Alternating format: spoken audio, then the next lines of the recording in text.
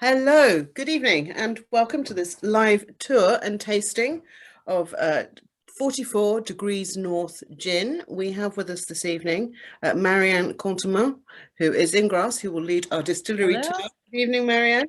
Good evening. Marianne is the master distiller at Comte de Grasse. She's also a consultant on flavors and aromas in the perfume industry and a lecturer at Nice University. We also have joining us Emile Ward, who is the founder of Spirits Kiosk. Good evening, Emile. Good evening. Hi. Spirits Kiosk is one of the UK's largest spirits retailers. Emile also runs the International Gin Festival Junapalooza, and spends his time working with distilleries to come up with new fantastic products. And he also won the Icons of Gin Buyer of the Year award last year. Congratulations, Emile. Thank you. And last but not least, we have Charlie Pountney. Hello, Charlie. Hey. Hey. Charlie is Managing Director, BBB Drinks, and one of only a handful of certified beer sommeliers in the UK. BBB pioneered a number of craft beers like Fuller's, Frontier and Belle Rose, and now specialises in spirits. So now that you know who's here this evening, welcome to everybody else who's joining us. We are going to hand over now to Marianne in Grasse, who is going to show us around the distillery. Take it away, Marianne. Thank you.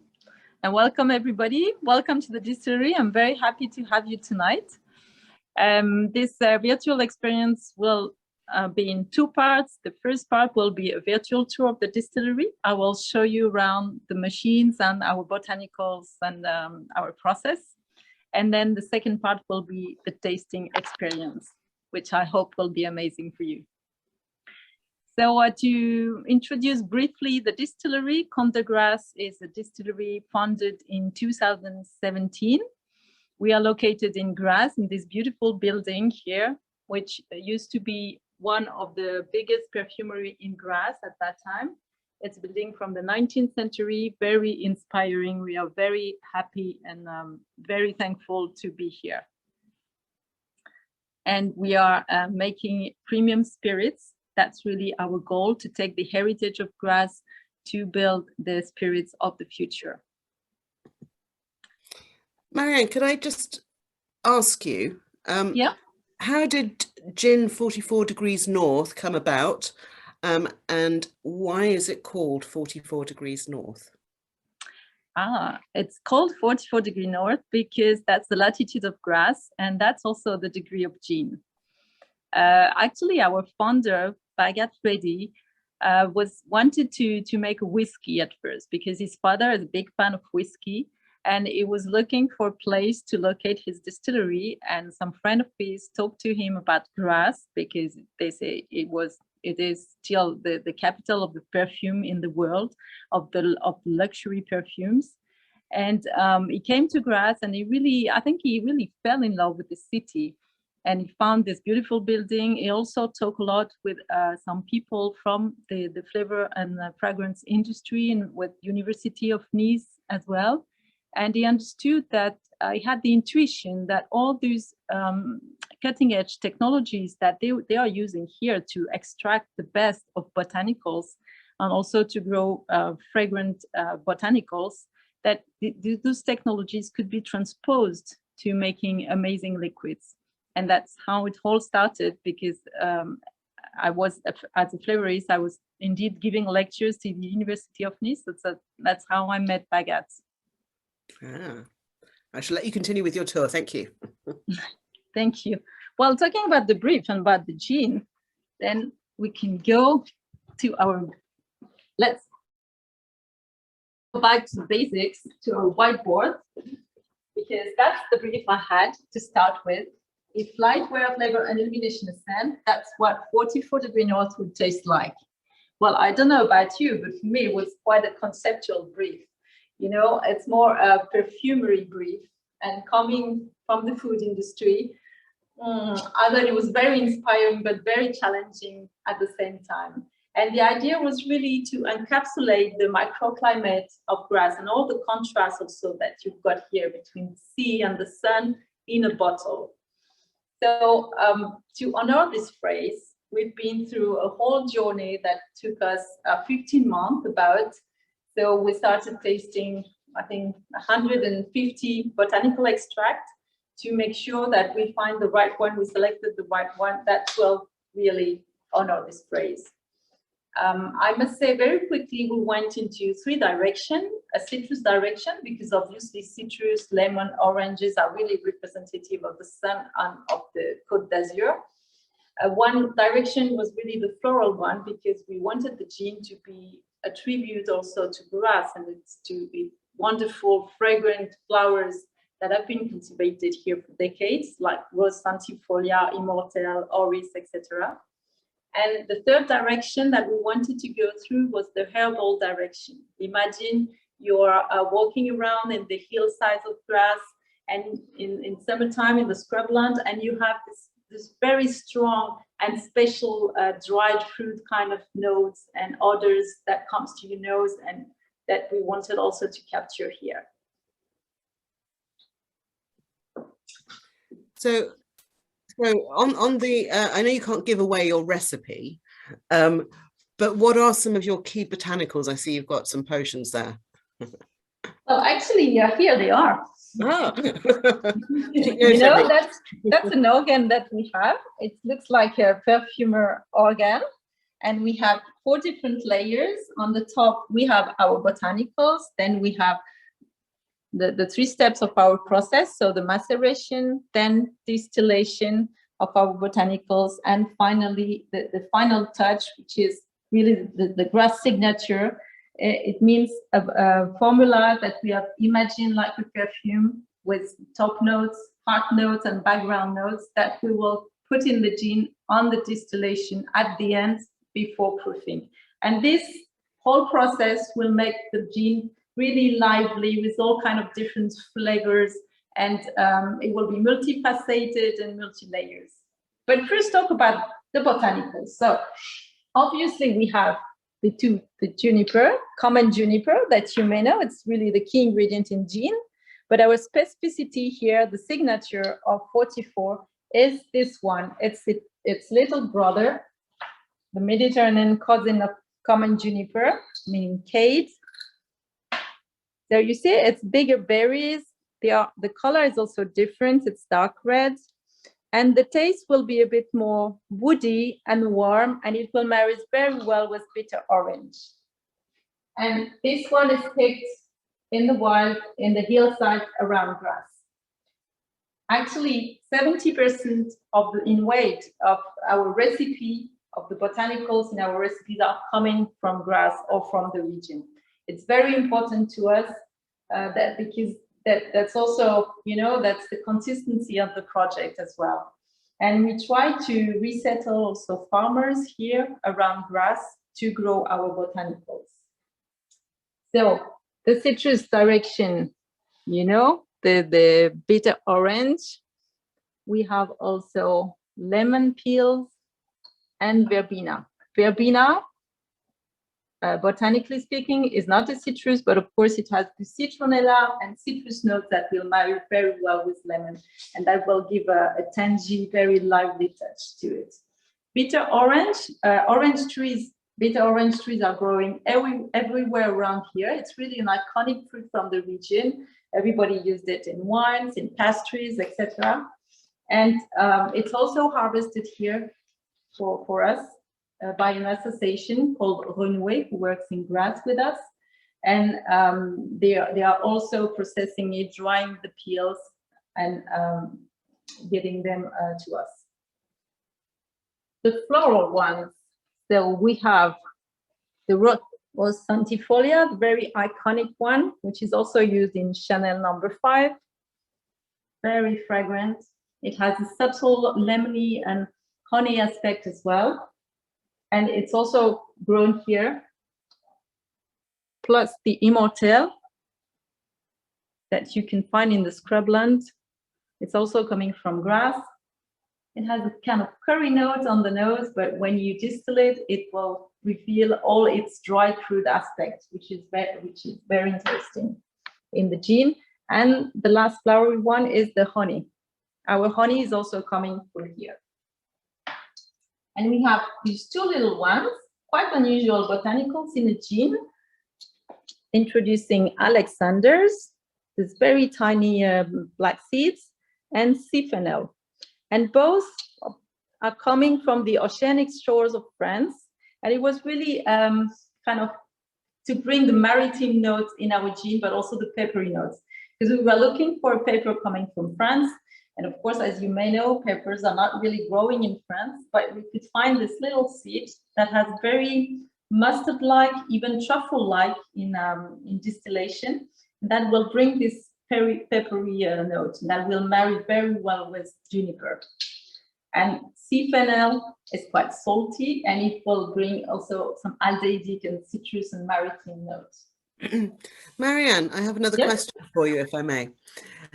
So you start off with a whole bunch of botanicals, because Grasse obviously has an amazing terroir. How do you choose which ones you're going to use, how many you're going to use? Do you try using 35, mix them all together, try the gin, go, no, we'll swap that one out for another one? How do you go about getting your final recipe? Yeah, well, that's really the whole process was that I've tasted all these botanicals first with extracts. So we could find some extracts from them, and then I've tasted those ones, and then all the botanicals that we selected in the 3 directions that I've mentioned, they went through also our whole process, meaning that those ones that we've chosen eventually, it was much more that we selected at first, and we went through distillation, maceration, and distillation for each of them, and we were tasting every fraction, so about 10 fractions out of distillation, and we were asking ourselves, is it worth using this one? What does it bring to the mix, according also to our brief? And this is actually the bag, the recipe, the whole recipe that we are adding for 35-liter batch. So that's all the ingredients. So we weigh the recipe every week regarding the demand and the orders that we have. So you can see here the flowers, the verbena. You have also the cat here, the juniper, which is a big part of the recipe, of course, and the citrus here. So we will put these botanicals in the grinder here. So it's just kind of kitchen robots that will grind all the ingredients to make sure that we have a large surface of contact with the solvent, with the water and ethanol. Marianne, Yes? Marianne, sorry to interrupt. It's Charlie here. Does the supplier of the botanicals, is that, do you have to source them quite carefully? And second part of that question is, do the botanicals, the quality vary, and do they change with the season? So do you have to harvest them at particular times? And also, does it impact, the flavor has an impact from year to year, depending on the growing conditions of the botanicals? Yeah, it has been a big impact indeed. Well, I can show you here where we are storing our botanicals in these containers. And yeah, of course, because they are seasonal, from one year to another. The first year that we developed the gene, we thought, how will it be in 1 year? We didn't know really. But that's our colleague doing the supply chain, all the supply chain job and logistic. She's really, she has a very close contact with the suppliers, making sure that every year they can supply the right quality. And we also do a lot of quality control, of course, on our botanicals. So we are doing maceration, distillation every time we've got a new batch in, to make sure. Also we analyze with a chromatography to make sure that the botanical is right. For example, 1 year we had the issue with the Cyphenol that was not dried properly. So it was very wet, and it has this kind of old tea taste, you know, that was not really nice for us. Well, we talked to the supplier and he admitted indeed that there was a problem with the drying. So he did it again, and he was very willing to help because he understood that it was very important for us to get the best, also the best botanicals to have a standard quality in our gin. I can show you here the drying room that we have installed. So here at the moment, we have only the cats wine, because that's the high season for cats. But in a couple of months, we will get the rose petals. It's very nice in May, June. You have to believe me, but here in that place, you have all the rose petals, and that are coming in the morning, very fresh. And then we'll put them in the dryer, and at the end of the day, they will be all dried. It's very beautiful and very odorant, of course. Last thing.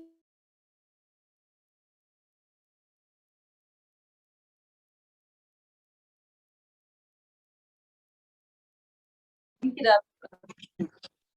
Oh, shit.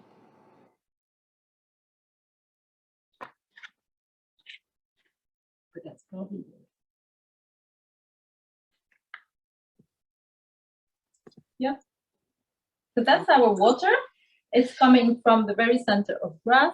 We are allowed to get it before chlorination, and it's very important for us to get, you know, the water from here, because of course you can imagine water matters for whiskey or rum, but it also matters for gin. And we've tried this in the lab. We selected different kind of waters like Evian, Volvic, etc., and also our water. And we did the whole process all through with the water, the different waters. And actually, it made a lot of difference. So our water, we're not claiming that it's the best water of the world, but it's our water. It's the water going underneath the soil on which our botanicals are growing. So it's very important also for the consistency of our gin, you know, on our project. Marianne, I'm ever so sorry to interrupt you, but you are on your side. So I wonder if you could ask your turn the camera around. There we go. You look like you've had too much gin already. As you were. Not yet, not yet. So which part did you get? The water, or where did I stop? No, you're absolutely, hang on. You are absolutely fine. We could hear you. You were just on your side. So now you're the right way up again. So just carry on from where you were. You're fine. Okay. So that's about the water. And then I am just a question from me. Sorry to interrupt again. But in terms of the water, did you do a pH testing? Is it because the water that you're getting is at the right pH, or what is the feature about the water that makes it so special? Actually, it's just the water, the source, which is coming from the hills behind Grasse, and which is providing water to Grasse since like 200 years, sorry. And it's quite a chalky water. It's a bit like Evian, actually, if you mean.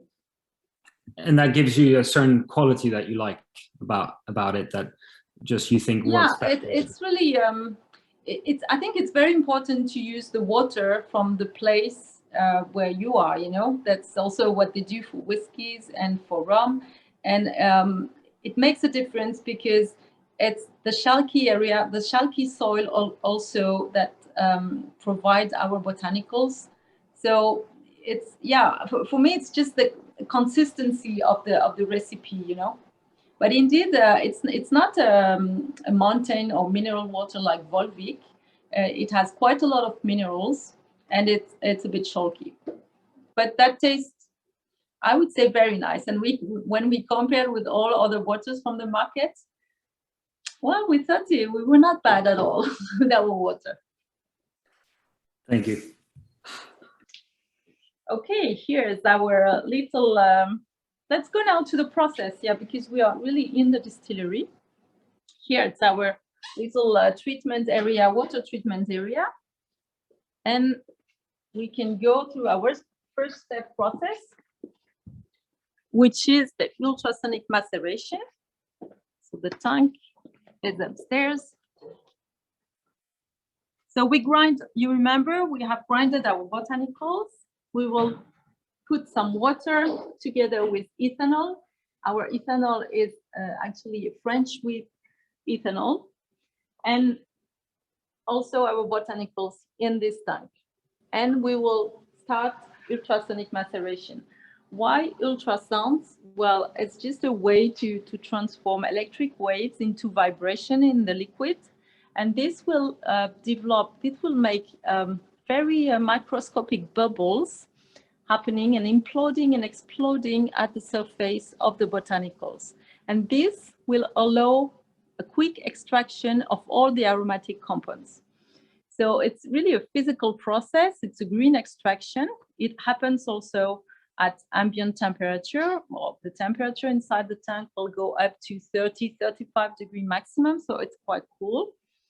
And it will preserve then the very nice raw material, raw aromatic compounds that we have in our botanicals. It's really a way to extract the maximum of aromatic compounds in a minimum of time. Okay, so when it's finished, we will drain the liquid, the macerate with these big tubes, and we will get it downstairs.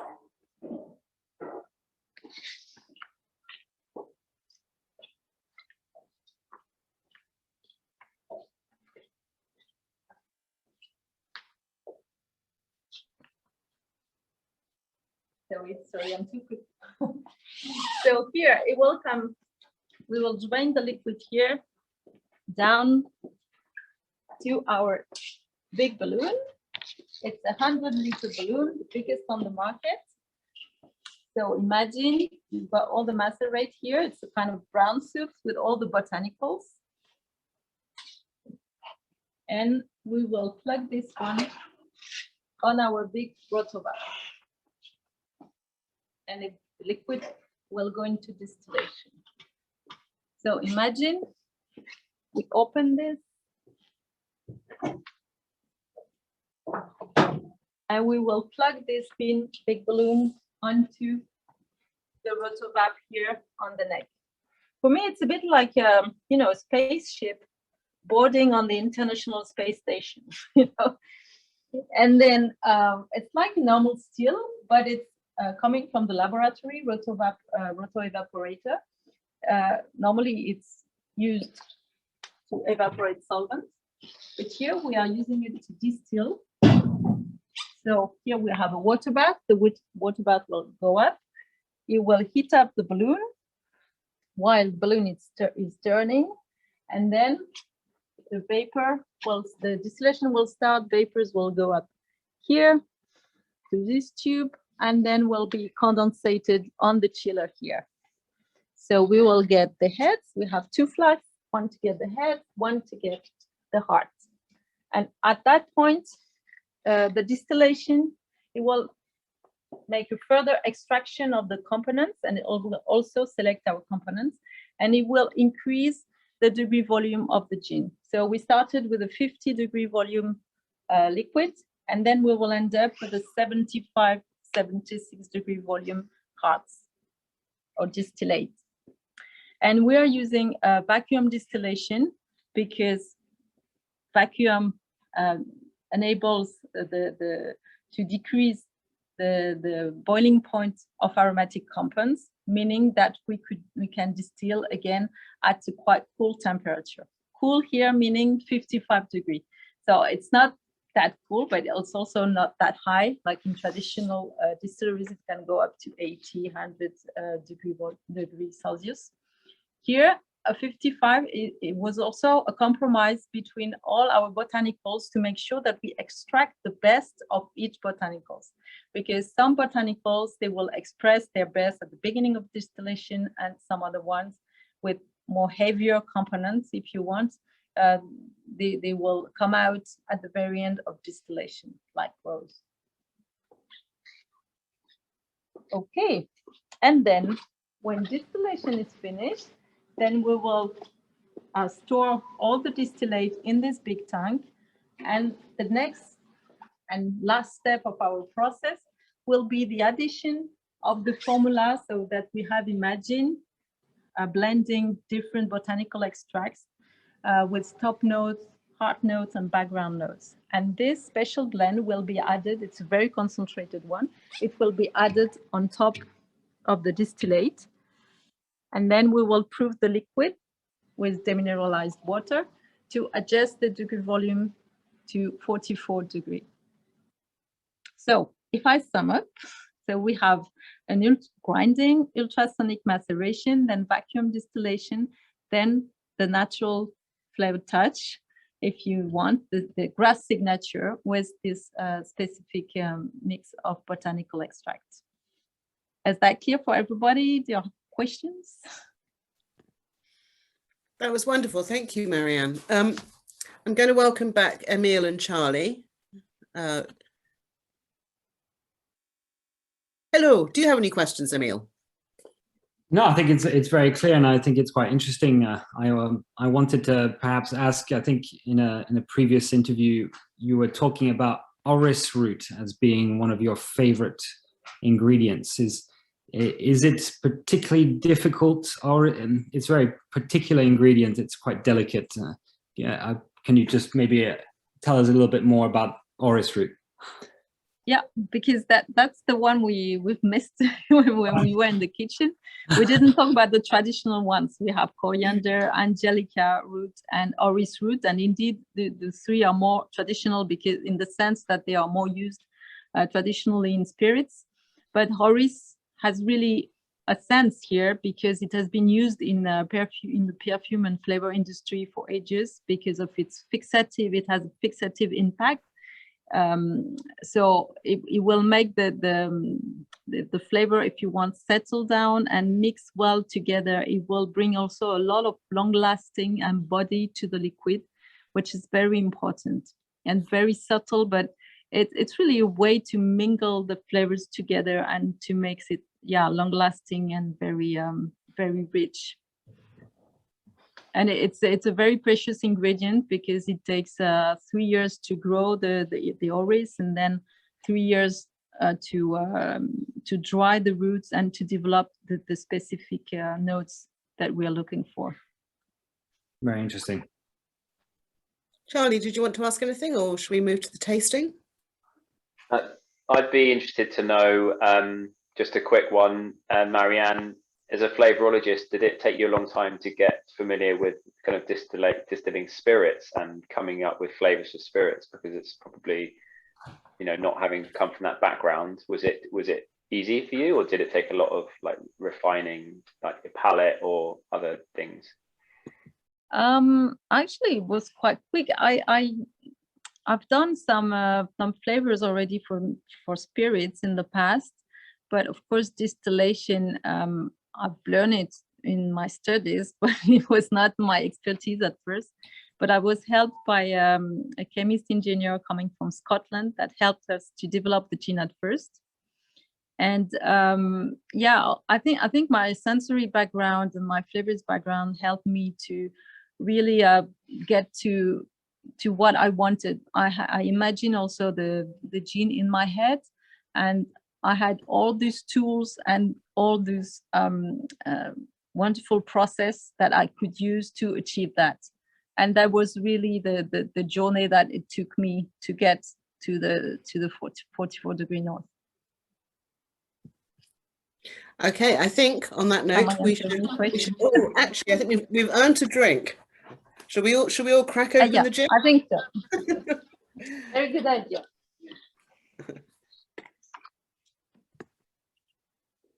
Okay, so here we are with the bottle.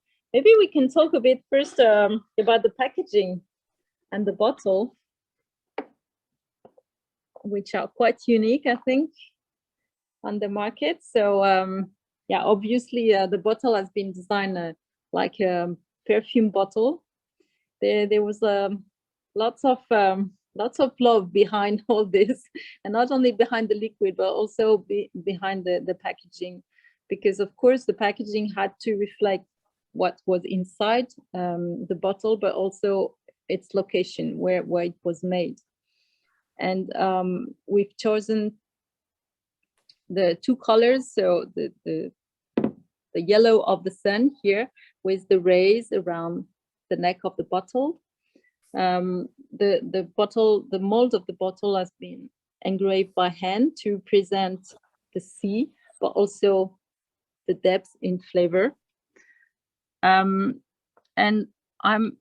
well, let's talk a bit about the color, the blue color, because it looks like blue Klein. And Yves Klein was a famous French artist, and he was born actually in Nice. And one of his quotation about this very specific blue that he patented was that blue has no dimension, it is beyond dimension. And that's why we chose also this color, because it's very vivid and it talks directly to our sensitivity. And it represents, of course, also the sea and the contrast with the sky here and with the sun. Marianne, can I ask, do you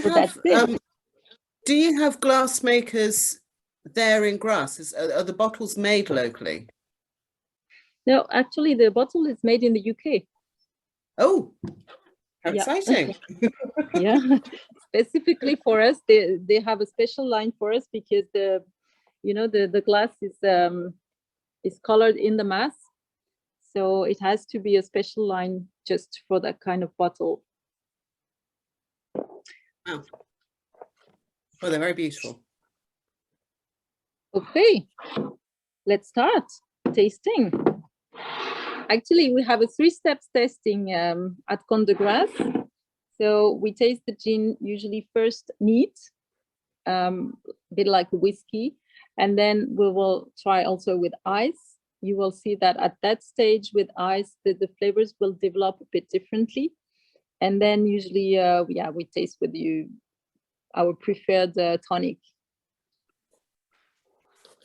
Let's do that. So this is the gin as it comes, with nothing added, no ice or water or tonic or anything. Yeah. Okay. So I think also what helps is to not go straight nose in, but to hover over it, because it's quite, obviously 44% is quite high, but I'll leave it with Marianne. But when you smell it, usually it's very citrus-like at first, and you will get more of the rose and the floral notes when you taste.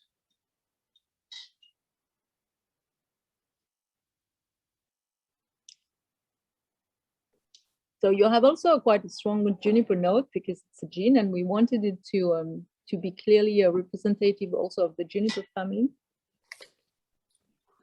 A quick question: did you, with all the lemon accents, lemon and lemon verbena and bitter orange, yeah, bitter orange, do you find that sometimes there was too much lemon, and you had to bring it back somehow? Did you find that all the lemon notes married together very nicely? Yeah, actually, I can feel more the orange, the bitter orange, than the lemon. And when we cut heads, actually the volatile compounds in citrus are coming very really at the first steps of distillation. So when you smell the heads, they are much more lemony than the gin itself, because a lot of it is already gone in the really the first stage of distillation. So yeah, it was a balance to find, but with the verbena, I think it helps, because it helps the citrus to mix very well with the rest of the ingredients afterwards. Also, if I may say, we have used coriander. Coriander is very traditional, but actually it contains an aromatic compound, which is also an aromatic compound in citrus and in a lot of flowers. So it really makes the link between the two of them. And that's also a very important ingredient. Yeah, I think what I can taste a lot and is really there's a flavor journey, isn't there? There's a real sense that you can start very citrusy and very bright, and then it lingers along in the palate, and it develops into more floral notes, doesn't it? Yeah, and I've got also a bit of the peppery notes of the black clovage, the Alexanders, that will lingers also and goes very well with the juniper and the bitter orange. Yeah, I'm getting sort of Mediterranean scrubland now as well. I think. Yeah. Yeah. It's a walk around grass. When In a glass. Yeah, for me it was very important that it was like waves, you know, happening at different stages of the tasting. And yeah, because I've been nosing it for a bit, and sorry to interrupt, I've been using it for a bit, and initially the first things were the citrus notes, and then the juniper, and then now thinking back to all the other botanicals, I'm starting to get the herbal notes. And yeah, you can keep nosing it and getting the different flavors as you go, different aromas. And then I've had a little sip, and there's where does the kind of anise note come in? Does anyone else get that?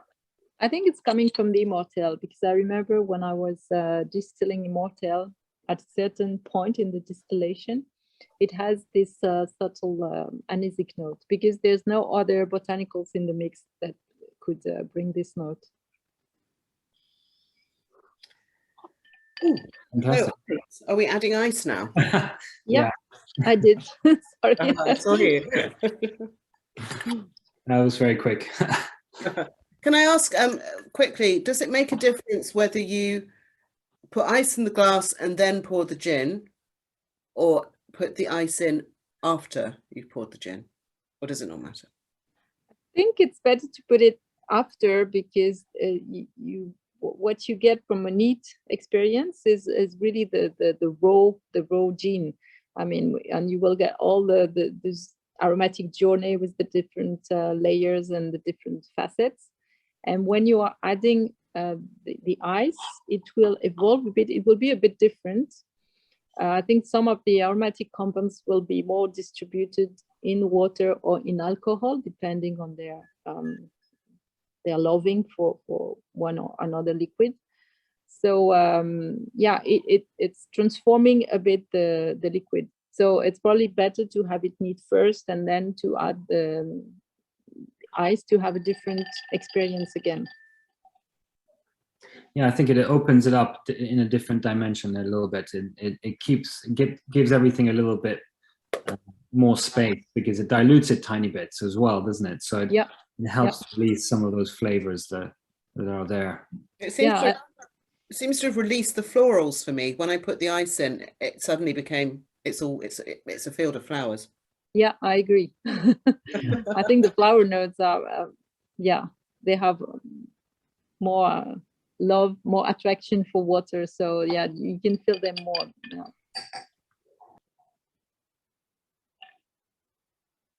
And the fact that we are using some of the botanicals, so as raw botanicals, but also in extracts, like essential oils or absolutes, then it will give a different sensation. And that was the idea, that because the botanical is extracted in a different way, then different aromatic compounds of that botanical will be extracted. So we have kind of different images of one botanical at different moments of the tasting. Very good. And then now we can add a bit of tonic. Here at Comte de Grasse, we really like the Mediterranean, Fever Tree Mediterranean. I would recommend something really clean and quite neutral, as natural as possible, so that the gin will really shine through. And we really like this one also because it has a clean aftertaste, but also a bit of herbal one. I think I could feel some rosemary at certain stage. Yeah. And that goes well with our... At the Mediterranean fever tree. Yes. You've got, yeah. And you don't recommend, again, this is just a tastings, but do you recommend with a garnish when you do a gin and tonic? No, we don't put garnish usually, but you can if you wish. Yeah, it's something that's very unpopular with some other people. You know, the no garnish. It's a very, very interesting. A lot of people don't want to put a garnish in, when actually, if you don't, you get the full flavor of just the gin and the tonic. Yeah. Well, yeah, maybe some rosemary or a bit of grapefruit. On a note on garnish as well, is a lot of people put the flesh in with the fruit, like a wedge, which some of the acids in the fruit can actually kind of break apart the binds on the botanicals, so it almost affects the flavor. So sometimes a peel is actually better. And Marianne, I don't know if scientifically that's correct, but a lot of people would promote just a peel rather than like a wedge because of the acids in the fruit.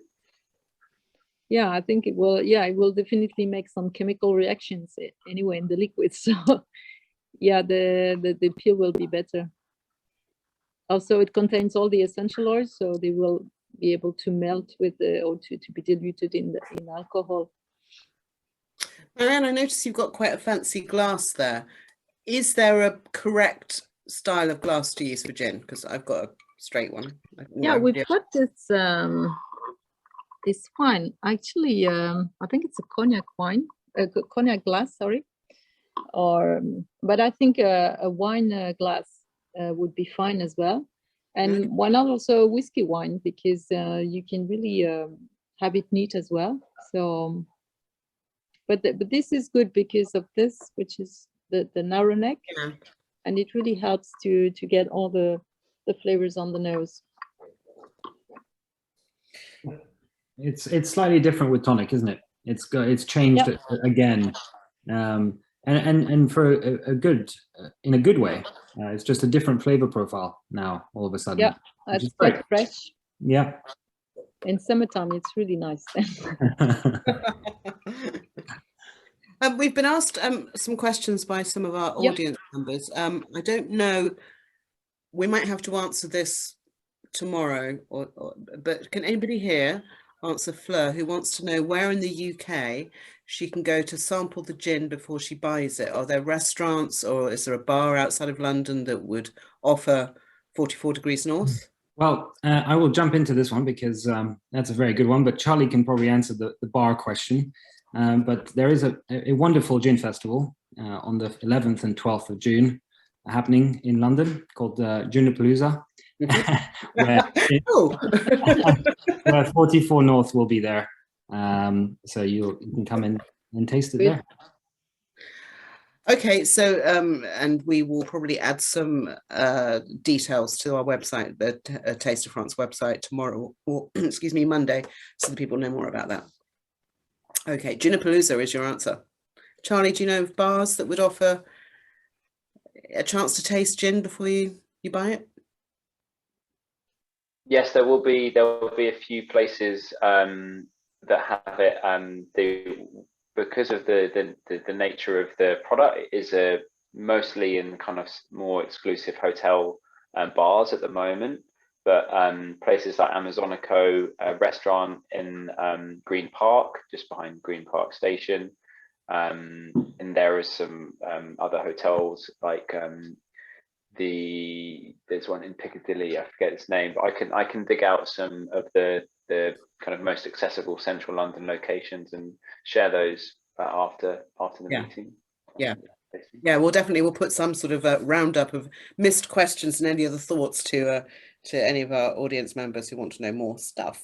I also want I'll just maybe, if I think on 44 North Instagram they try and share kind of where the product's available as well, so that might be a good place to have a browse. Yeah.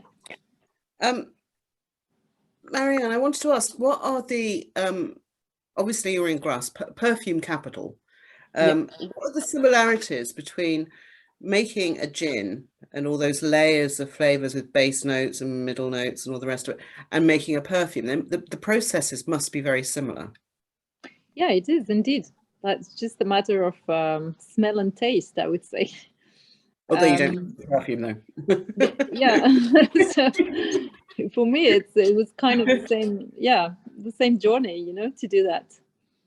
It's very similar. You just with the spirit and with something that you had in the mouth, there's another dimension which would be taste. So all the taste components, the acidity, bit of bitterness, also brought by the juniper, that you don't have in a perfume because it's only what's happening in the nose. And Marianne, I've heard before that in terms of the human palate and perception of flavor, 80% comes from the aroma and 20% comes from the taste. Is that accurate? Yeah, that's what is said usually. But I think it's true because, you know, when you have any food in your mouth, of course, the volatile compounds will go back throat and they will go up to your olfactory bulb, to your nose. So it's the same process actually, that when you're smelling something. And what's happening on the tongue, it's all the sweetness, acidity, saltiness, umami as well. But it's indeed a smaller part compared to all the aromatic compounds and all the smelling. So there's direct smelling and indirect smelling, as we say, when you have the liquid or the food in your mouth. And did that have any impact on the way you developed the liquid? So did you try to make it particularly aromatic with more volatile compounds that give off an even bigger kind of flavor and aroma, or was it just part of the process anyway? Yeah, it's just part of the process anyway, because that's how it happens when you have something in your mouth. So, but yeah, I thought also not only about the aroma, the flavor compounds, the volatile compounds, but indeed also about what was happening on the tongue, which might be minor, but again, which is differentiating from perfumes, which is only what's happening on the nose. But of course, all the very fragrant botanicals that we have used, because we've tried really to extract all the components at a molecular level, to be true to the plant, and with our process also to make sure that we get the best of our botanicals. Of course, we are ending up with a liquid which is very aromatic and with a lot of volatile compounds indeed. Marianne, can I ask you how many people you have at Comte de Grasse? We have 7 employees at the moment. So we are three people in production, and 2 persons in admin and logistics, supply chain, and 2 persons for sales, plus our founder, Bagat. And how did you personally, because I don't know if I can say this after some gin, you're an aromatician and flavorologist. How did you train and end up in that line of work? How did you end up being somebody who creates the flavors and smells of gin? Well, actually, I'm my original background is agronomist, but I've been working in the flavor industry for more than 20 years in different companies, and I've trained myself. I did also an internal training in one of the biggest flavor company. So, you know, little by little you learn, and if you like food and if you like smelling and tasting, it's much easier, of course. But that's really like music, you know. Music, you're